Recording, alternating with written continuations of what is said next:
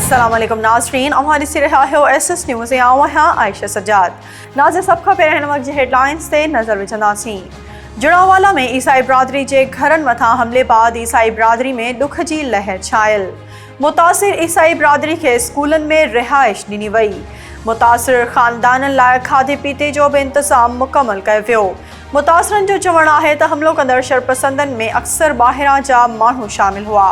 Police वधीक 17 ॼणनि खे गिरफ़्तार करे वरितो, जंहिंखां पोइ गिरफ़्तार कयल जवाबदारनि जो अंग 145 थी वियो।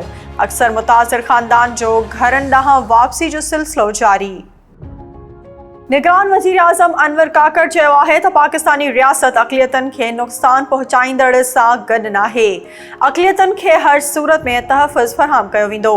अक़लियत मथां हमिलो कंदड़ दहशतगर्दनि खे कंहिं बि सूरत में बख़्श न कयो वेंदो।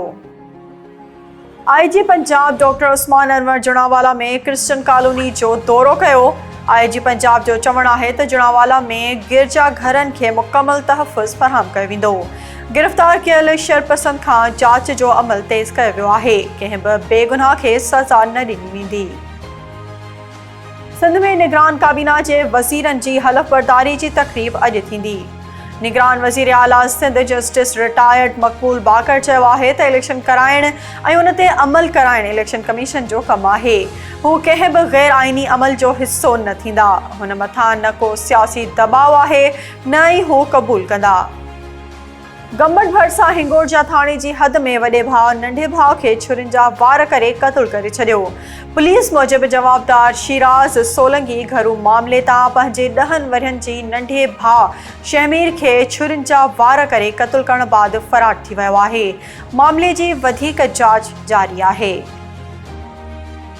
नाज़रीन ही हुयूं हिन वक़्त ताईं जूं हेडलाइंस। वधीक तफ़सीली ख़बरूं असांजे YouTube चैनल ते ॾिसंदा। असांजे YouTube चैनल खे लाइक ऐं सब्सक्राइब करणु न विसारींदा।